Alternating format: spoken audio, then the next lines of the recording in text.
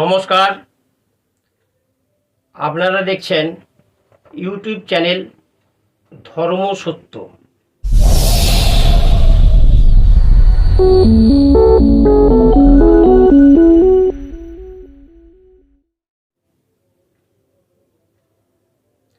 অনেক দিন হলো ভিডিও দিতে পারিনি। আমাদের বাড়িতে কিছু কাজ এবং বিজয় মিছিল যাচ্ছে বা অষ্টপ্রহর হচ্ছে, এইসবের আওয়াজের জন্যে ভিডিও দিতে পারিনি। যারা আমার সাথে কথা বলে ফোন করে তারাই জানবে যে সত্যিকারের কাজের ঝামেলার জন্যেই ভিডিও দিতে পারিনি।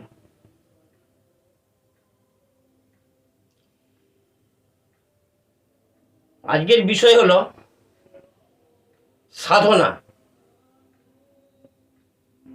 কিছুদিন আগে আমি দিয়েছিলাম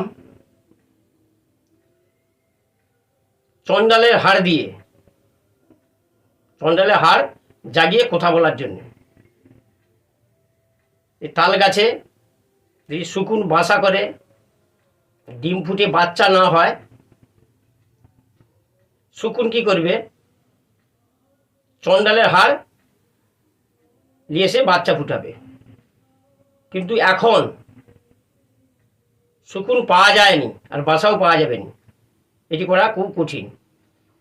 তাই নিয়ে এসেছি প্রেত সাধনা। এটি কিন্তু কর্ণপিচাসী সাধনা নয়, এটা প্রেত সাধনা। কর্ণপিচাসী সাধনায় সকলকে শেষ করে দেয়, কিন্তু এইটি কোনো ক্ষতি হবে না, সংসার থাকবে, পেট সাধনাটি করা যাবে।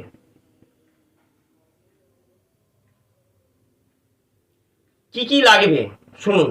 এই পেট সাধনা বা আপনি করবেন পেট সাধনা, কি কি উপকার পাবেন। সাধক যে করবেন পেট সাধনা, তার কোনো সমস্যা, বাড়ির সমস্যা, কি শত্রু কেউ কিছু করেছে কিনা, বা আপনার কাছে কেউ যদি জানতে আসে, তাদের বিবরণ প্রত্যেকটা সলিড বলে দিবে। কেউ কালা জাদু করেছে কিনা, বান মেরেছে কিনা, বাস্তুতে কিছু গাড়া আছে নাকি, রোগ নাকি গ্রহের সমস্যা, এগুলি বলতে পারবেন। তা কি কি চাই এই পেট সাধনা করতে গেলে? কি কি দরকার? একটি গুয়ে বাবলা গাছ সংগ্রহ করতে হবে। যদি গুয়ে বাবলা গাছ সংগ্রহ করতে না পারেন,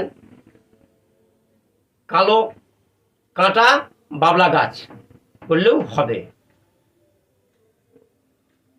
এবারে দেখতে হবে এই পঞ্জিকা মানে পাঁজি, মূলা নক্ষত্র, এইটি দেখতে হবে কবে মূলা নক্ষত্র। কিন্তু মূলা নক্ষত্র অনেক সময় হয়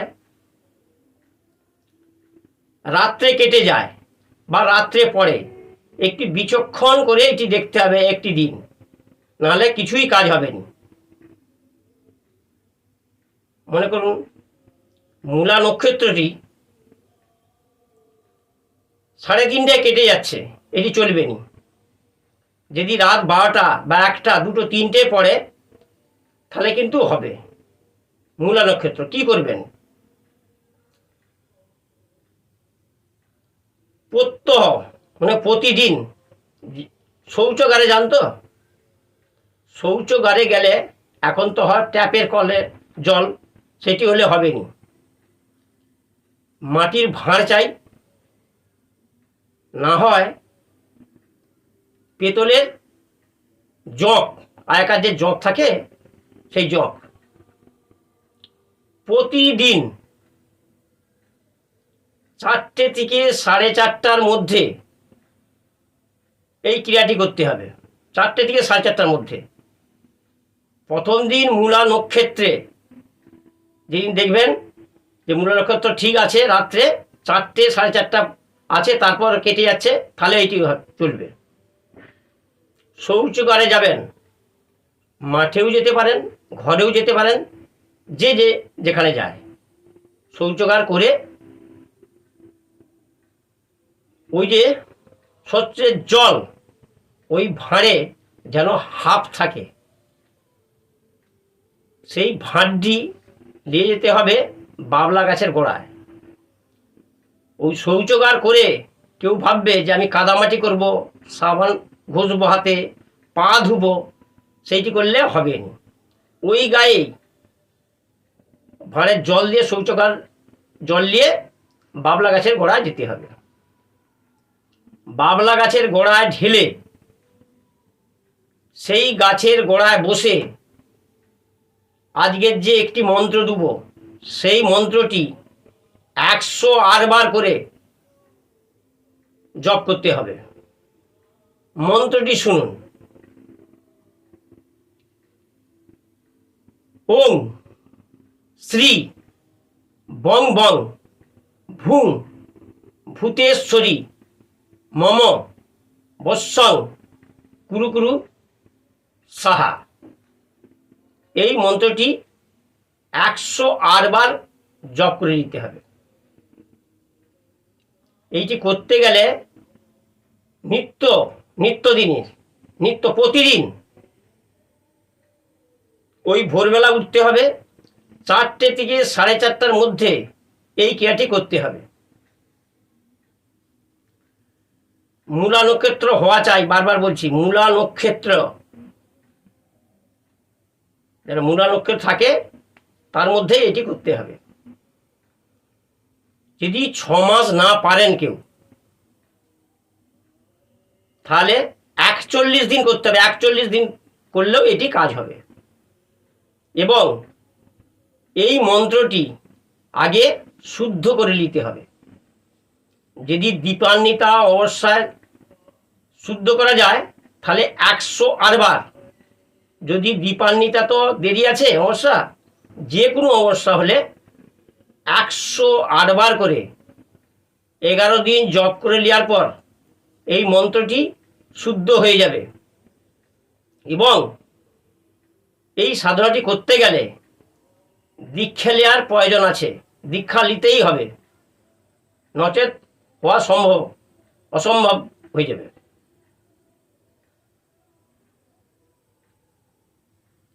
এবারে 6 মাস যদি কেউ করতে চায়, 6 মাসে করতে গেলে খুব ভালো কাজটি হবে। আর 41 দিন হলে বিবরণ একটু কম হবে।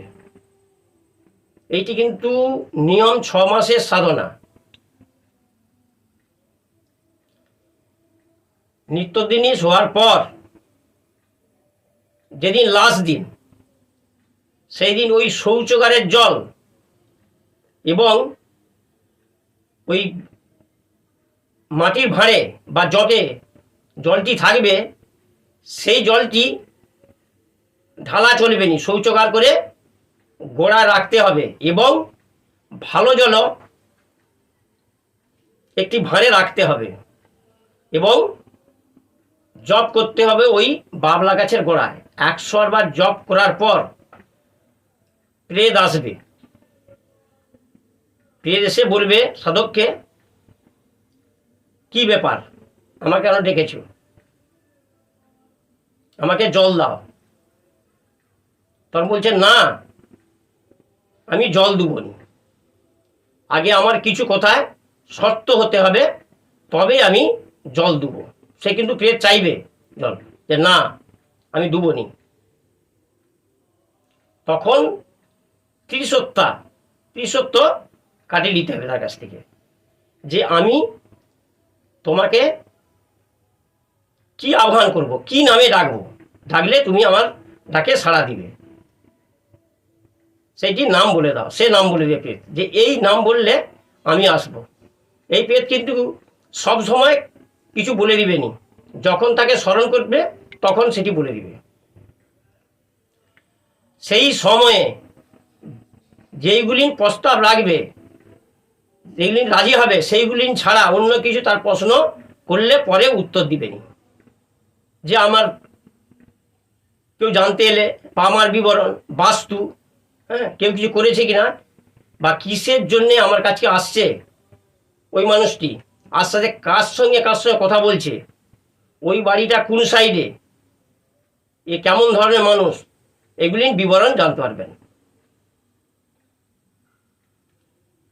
এবং ওই তেজ হত্যা করার পর তাকে বলতে হবে যে এই যে করলে জোড়াসুরের দোহাই 3 বার তাকে বলতে হবে যে বল জোড়াসুরের দোহাই, জোড়াসুরের দোহাই, জোড়াসুরের দোহাই। এইটি বলবার পর সে যদি রাজি হয়, রাজি তো হবেই, রাজি হয়ে যাওয়ার পর তাকে বলতে হবে যে তুমি পছন্দ করে কোন জলটা নেবে, এই শৌচাগারের জল না এই ভালো জলটা। তখন সে প্রেত ওই শৌচাগারের জলটি নিয়ে নেবে।